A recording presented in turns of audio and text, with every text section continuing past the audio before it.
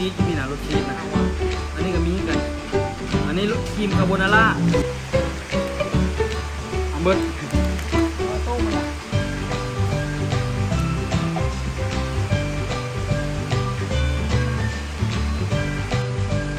ใช้ผักของอุตสา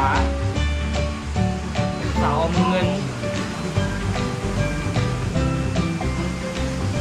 นแล้วก็อาจจะไปดีทุกคนสบายดีตอนเช้าที่สดใสเนาะปกติมื้อนี้นี่ก็เป็นมื้อที่เฮาที่ได้ยกยางขายนะทุกคนแต่ว่าเนื่องจากว่าฝนตกทุกคนตัวไปอุบลมาเนี่ยยางบ่มีขายทุกคนในบ่ได้กรีดยางเลยฝนตกบ่เซาเนาะพ่อแม่พี่น้องเบิ่งฟ้าฝนเป็นตานี้ที่จะได้สิมีเงินคลิปกับบ่ได้ถ่ายฝนก็ตกตั้งแต่มาอุบลฝนเช้ามื้อนึงค่อยได้กรีดยางมื้อนึงแล้วก็หลังจากนั้นแล้วก็บ่ได้กรีดเลยบ่ได้เห็นหยังเลยสบายดีอุคำเด้ออุคำมื้อนี้ค่อยว่าอันนั้นค่อยว่าอันน่ะหลังจากที่แม่จันมาแล้วก็เขาไปหาดอกไปซิเบ็ดน้ำค่อยบ่เป็นหยังลูกข้าวโพดฝนตกไว้สิซักเครื่องเมตตาฝนตกไว้สิซักเครื่องหุ่นตาตีตาลานอันนี้เหมือนตาธรรมดาเนาะมื้อนี้นี่ก็บ่ได้ไปใส่พ่อแม่พี่น้องมาแล้วว่ากอดเอื้อยบัดนี้เพลงอะไร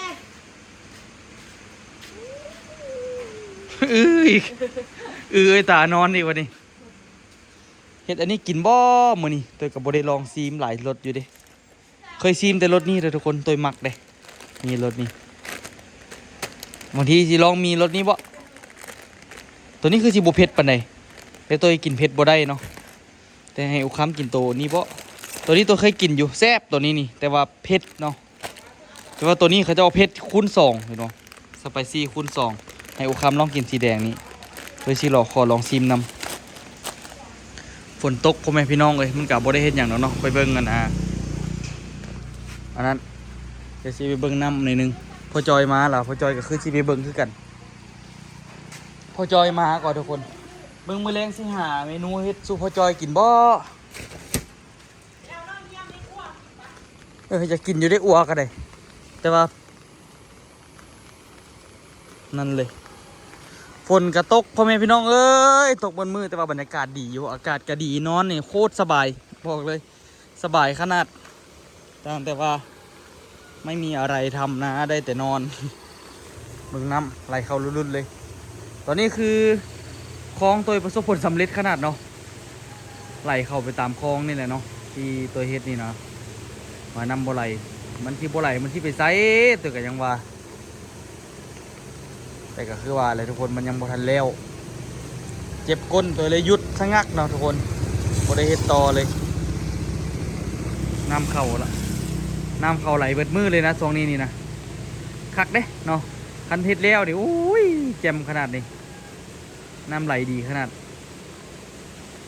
ว่าแต่มันที่บ่ไหลมันก็ไหลปากคักๆไปเลยเอาจะไหนอีกเนาะหลังจากนี้แล้วก็เบิ่งปีหน้าแรงเนาะคันว่าตัวยังมีแฮงอยู่กับสิเฮ็ดคันว่าบ่มีแฮงกับสิบ่ได้เฮ็ดต่อดอกมะขามโอ้โหมะขามเป็นตาพอดีเป็นตากินทุกคนมะขามอ่อนมะขามน้อยพอดีคุยแจวพอดีแซ่บเลยดิทานเนาะหลังจากที่ว่ามาแต่ไทยกะฝนตกตลอดทุกคนในเฮ็ดอย่างกับเปียกตลอดเมื่อยเปียกละยังไงกับเปียกยังไงกับเปียกฮะตอนนี้คือว่าพี่เฮ็ดนะ2รสนี่เนาะอันนี้คือมีเผ็ดเกาหลีเนาะแต่อยู่ไทยก็น่าจะเขาเจ้ากันน่าจะกินอยู่เนาะแต่อยู่ลาวก็กินด้วยกันมีรสซีดแล้วก็รส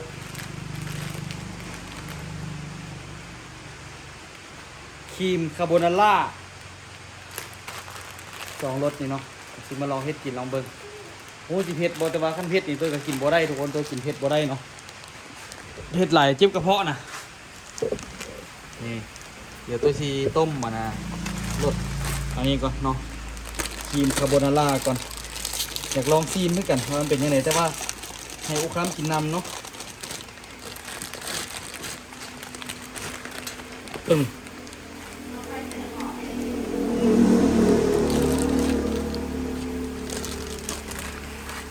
ครีมคาโบนาร่าทดลองมึงเนาะทุกคนที่จริงแซ่บเลย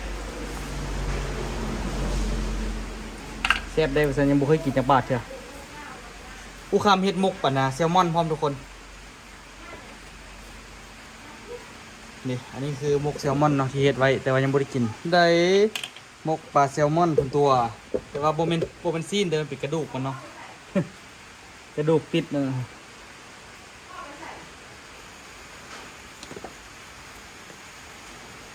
เดี๋ยวต้มก่อนต้มแล้วใส่ถ้วย2 อันแล้วก็มาลองกินเนาะ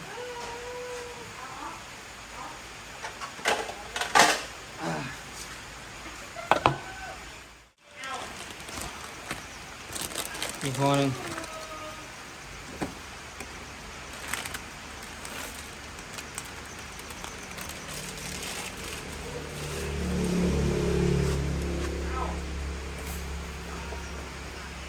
ตัวใส่น้ำหน่อยหนึงคือสิดี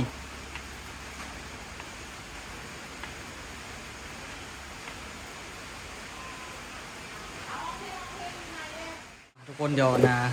สิมาลองมั้งเนาะว่ามันสิเป็นยังไงอันนี้นี่ก็รสนี่เป็นครั้งแรกเนาะเดี๋ยวลองเบิ่งแต่ว่าบอกเลยว่าเผ็ดแน่นอน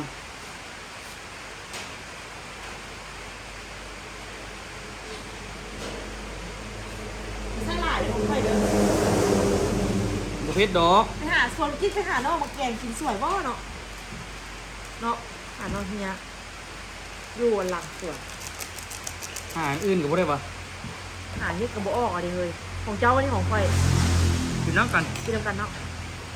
เราจะซีมหลาย เห็น ร บอ ส กมันมีซีดเห็นบอกมัน รสชีสอยู่พี่นะรสชีสนะ เอาอะ อันนี้ก็มีกัน อันนี้ครีมคาโบนาร่า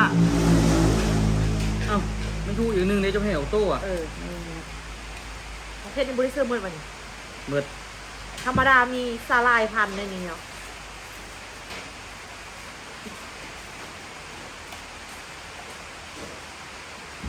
เขาเดี๋ยวนี้50 55จะเอาสาลายมาพันเบิ่งเอาบ่ลองพันบ่เป็นของที่พันเห็นน้ำตาลมากคือ โอ้ยแซ่บ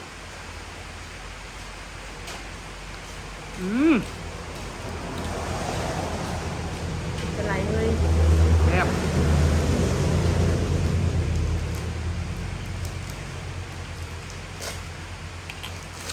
สิบวกกับแซ่บอู แซ่บนะ กินยังไง แซ่บลองเบิ่ง แซ่บโบเผ็ดเฮง เห็นเขามาซื้อไปกินในนี้เอาขายมันก็ยังฮิตนำได้บ่นี้บ่เดียวคอยว่ะ คุณ โยเอาเลยเดี๋ยวเพชรลูก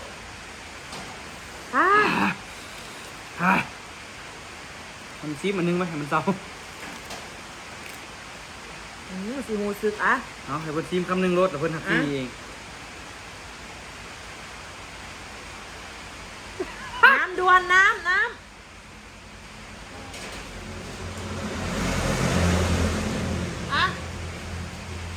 โอ้แซ่บอยู่เลยทุกคนเด้อนี่ระวังมี2ห่อเนาะ เนื้อเผ็ดแหงพ่อมากินมันเผ็ดลูกเผ็ดเด็กน้อยกินบ่ได้เด็กน้อยกินเจ็บท้อง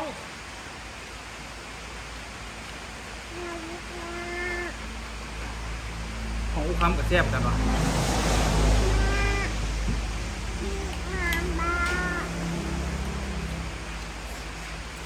มันเข้มข้นมันแซ่บเนาะเอา มันเผ็ด เฮ็ดเอาเฮ็ด ลองเบิ้งบีบมันเดี๋ยวเอาบีบเห็นไหม มันเฮ็ดอีเหลือตัว ถึงคำหนึ่งหูเรื่องน่ะก็ไปล้างมือเนี่ยที่กินดีๆก็ยากทุกคนเลยพอมีลูกมีเต้าเนี่ยก็ได้กินแล้วอะ มาเช็ดมืออ้าวมันคือบ่ให้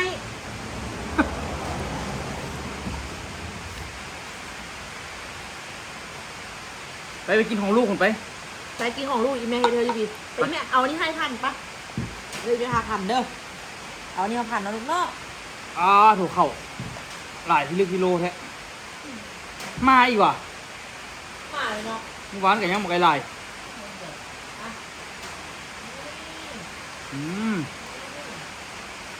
รู้สึกว่า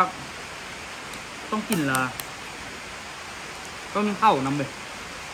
มันมีข้าวมันที่จัดจ้านเกันไป ไม่จัดเราโบมาจะเคือทุกคน เรื่องแม่เลยเป็นตัวนี้เป็นในส่วนพักเลยมันตั้งใจแล้วก็ กินนี้แล้วเขาจะไปเบิ้ง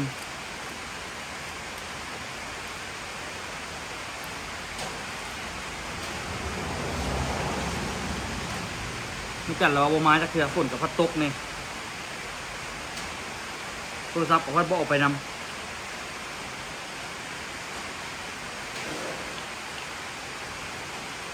ใครจะปาเซลมอนบนเรือเนี่ย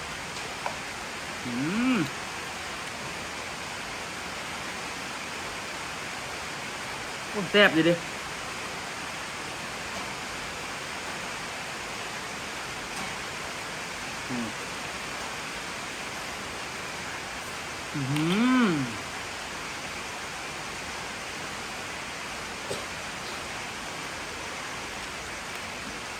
เอาเบิด แล้วโต้มันล่ะ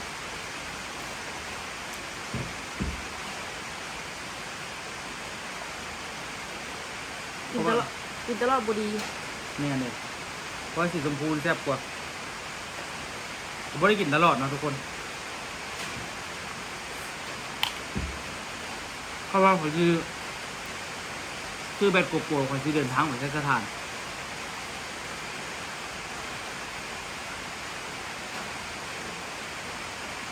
เรือจักไป แย่ โอ้ง่ายกว่า ถ้ารถใหญ่นี่ข่อยมันต้องได้ลงทุนว่ะถ้าเอารถใหญ่ข่อยสิซื้อเต้นใส่เต้นคือไอ้แน่น่ะ นักอีก ฮะ นักอีก นักกายามันแต่ว่าบุคคาตอกตีรถใหญ่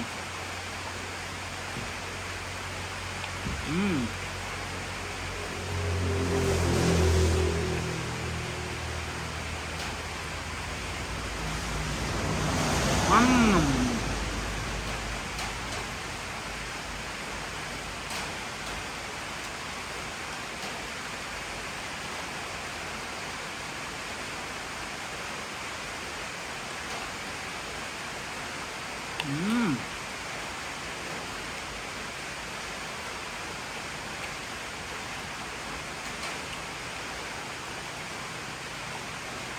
ไม่หวาน จะพาคงไอ้ลายได้แล้วที่ที่จักไปเอาแหละไปเซาที่พักก่อน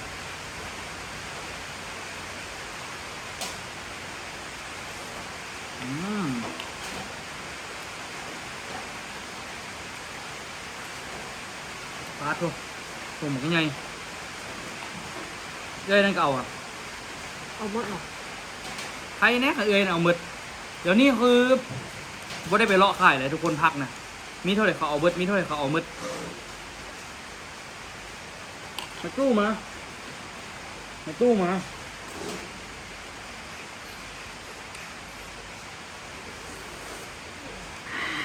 เดี๋ยวมึงไปหาตู้ไปตู้จับมาไป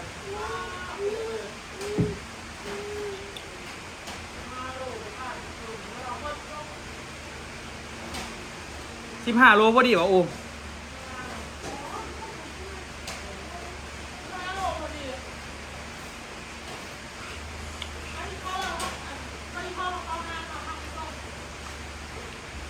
ออโต้เราว่ากินเผ็ดได้เหรอแท้เอาวะ ตัวเป็นคนที่กินเผ็ดเนี่ย บ่ลาบเลยหืมหืม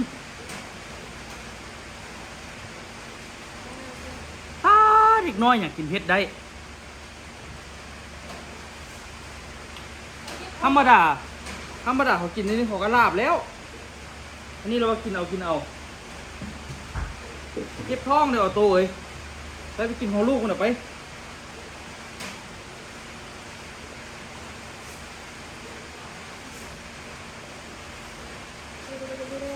ลิ้นละอันนี้ลิ้นน้ำละไปกินของลูกมันไปของลูกพูด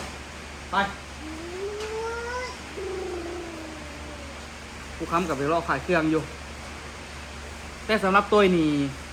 มีสีเหลืองกับสีชมพูนี่ เผ็ดมันบอกแม่เดี๋ยวออโต้คือเป็นคนที่กินเผ็ดแท้ เจ้าว่ามาลองชิมมึงเจ้าว่าสองรสนี้รสไหนแซ่บกว่ากัน แต่เขาเก็บทองอะไรนี่ อันนั้นกินเผ็ดคนเฮากินนึง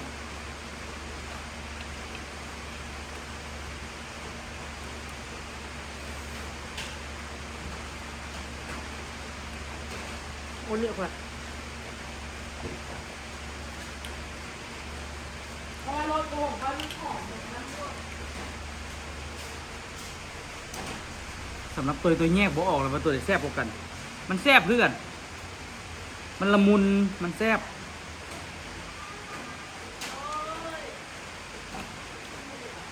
แซ่บขนาดทุกคน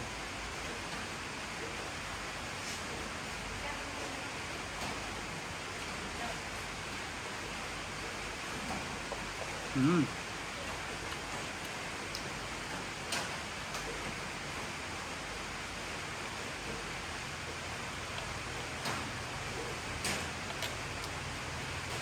เบิ่งมุก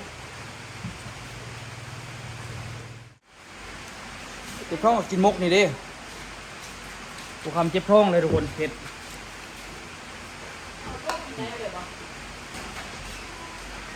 กูคำเผ็ดมุกอันนี้พร้อม มกปลาแซลมอนมกกระดูกปลาซี่โครงปลา ใครมึงดูว้าว ซีมเบิ้ง แซลมอนเท้าทุกคนมันซุกแซลมอนเท้าวะ ซีมเบิ้งเก็บทองพอจะกินทุกคนเจ็บท้องเลยเขาจอยกินข้าวละ เล่กับต้มไข่เราโต กินง่ายค่ะเขาจอยก็ได้ เสียดายเขาก็เรียกอะไรนี่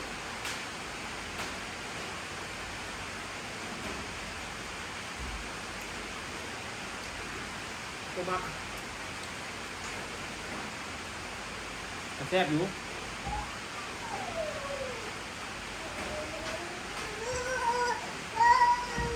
ตั้มก็กิน ก็กินพวกปลาโตปลาแซลมอนนะ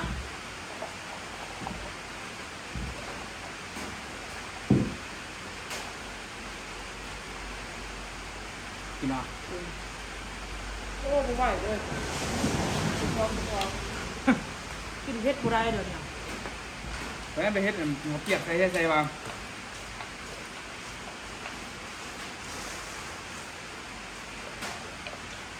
แบบว่ามันเผ็ดอยู่แต่มันก็ไม่ได้เผ็ดหิงเหมือนนะ มันไม่เป็นเผ็ดมากเดียวเนาะ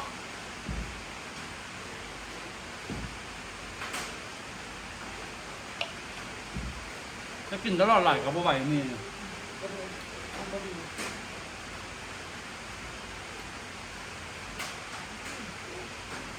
โดนกินเทื่อได้อยู่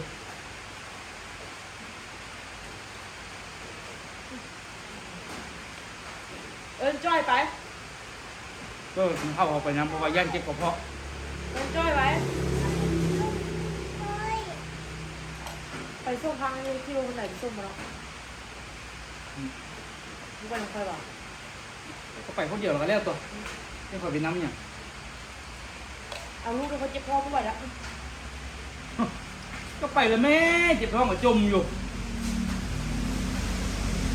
ต้มลูกเล็ก แจ๊บเอาอย่างกลางออกแล้วไม่ที่เอากันทุกคนมาโบดเคยกันแน่ทุกคนนะพอดีตัวว่ามีแผนที่ขี่ตัวกับนั่นแหละตัวว่ามีแผนว่าที่ออกเดินทางอีกทุกคนคิดว่ายังไงไปเกี่ยวจักรเลาะทายคลิปคือเก่าถ้าเราไปนี่ตัวที่เดินทางไปเวียงจันทร์แล้วก็เข้าไปอย่างก็เข้าไปแก่นเท้าเข้าไปปักลายเข้าเส้นยะหลังจากนั้นล่ะจะออกไปทางกันนะใช้สถานแล้วก็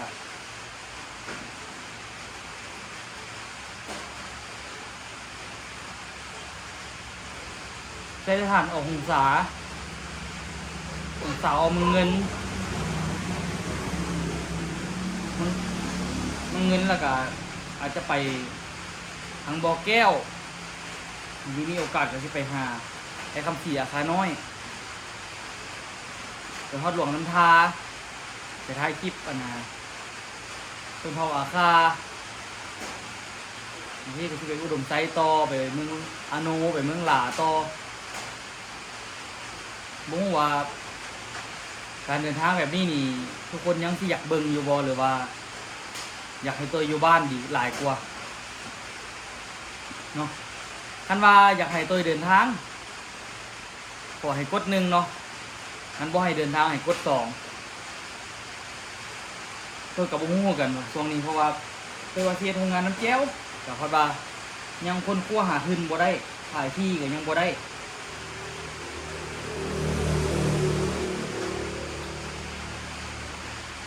ตัวก็เลยว่าที่ออกเดินทางก่อนพอเราเก็บเงินได้ในจังหวะหนึ่งแล้วก็จังทีเริ่มมาเฮ็ดตามฝันที่ตั้งเป้าหมายไว้เพราะว่าตัวพยายามคนคั่วมาละคนคั่วหลายๆบอลด้วยกันมันก็ยังบ่พอเนาะ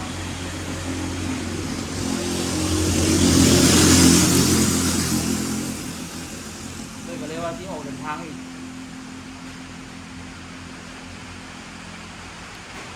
แต่ว่าออกเดินทางนี่ก็ที่ค่อยๆไปนะทุกคนเนาะอาจจะใช้เวลาโดนในตัวย่านอย่างเดียวทุกคนตัวอย่างไรย่านที่คิดทอดลูกทุกคนอาการเหงาอาการคิดทอดลูก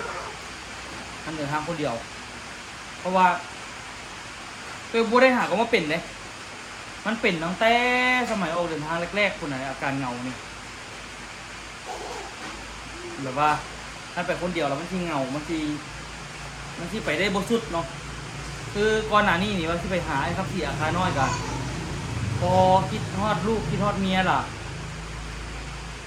ไปได้ในเดียวหนึ่งได้กลับเนาะทุกคนมันก็เลยว่าหัวเสียใจในมันสุด จริงๆคันว่ามีลูกไปน้ำเห็นตัวโอเคเลยไปได้โดนสำเร็จก็ได้ตัวยังโอเคอยู่คันว่าลูกเอาใหญ่เนาะลูกเอาใหญ่ซัมไทเกอร์ตัวก็สิพาไปนำเลยแต่ว่าสิเอารถใหญ่ไปคันว่ามีลูกไปนำเอารถใหญ่ไปแล้วก็เอามีเต้นที่หลังรถเนาะอยู่บนยากอะนอนเต้นอยู่บนสบายกับนอนที่พักเนาะแต่ว่าตัวเอาลูกไปนำได้เลยแต่ว่าบุ้งว่าคณะไปน้ำกันแล้วเพื่อจะมีความอดทนเท่าไหร่เนาะเพราะว่าตัวบอกเลยว่าการถ่ายคลิปนี้มันโมเมนต์ธรรมดาเนาะมันค่อนข้างว่ายากกว่ากับเมื่อยขนาดเลยคนที่ว่าถ่ายคลิปง่ายเนี่ยบอกเลยว่าบ่ได้ง่ายคือคิดเนาะเพราะว่ามันได้ใส่แฮงแล้วก็คือว่ามือหนึ่งเขาไม่ได้ถ่ายแต่คลิปเดียวเขาแหละเนาะมือหนึ่งคันตัวออกเดินทางตัวต้องมีแล้วต้องได้ประมาณจัก3 คลิปขั้นต่ำคลิปหนึ่ง30 นาทีเนาะ แต่ว่าคันโชคดีไปมันก็สิมีหม่องทายเรื่อยๆคันเราหม่องบ่โชคดีเขาก็ได้ที่ได้ขี่รถออกเดินทางไปเรื่อยๆก่อนเนาะแล้วก็หาจุดที่เหมาะสำหรับการถ่ายคลิปจุดที่คนเข้าหาบ่ได้จุดที่คนบ่ค่อยเห็นเนาะเขาก็ไปสรรหาจุดที่เป็นซานเมืองที่เป็นชนบทเพราะว่าเพื่อเข้าใจว่าทานในที่ของตัวนี้เวลาได้เบิ่งนี่เพิ่นจะอยากแบบเบิ่งแบบวิถีชีวิตแบบเดิมๆเนาะแบบต้นเผาซั่นซะก็คิดว่าท่านไปครั้งนี้นี่กันอยากลองมึงอยู่ว่าที่เป็นอะไร ไม่อยากให้ไปไม่อยากให้ไป ทุกครั้งก็อยากให้ไปเนาะเพราะว่าผมมีเงินมีความว่า มานั่งเนี่ยมาพักเสียงคิดว่าแม่ไว้ บ่ไปครับ โอ้ยนวลชื่อนวลน้อยโอ้อันนี้อ่านว่า หาเงินบ่ขึ้นบ่เกินเท่าไหร่ เจ็ดเนี่ยนะ กินบ่เฮาซบเข้าปากนี่แหละพอบ่ละ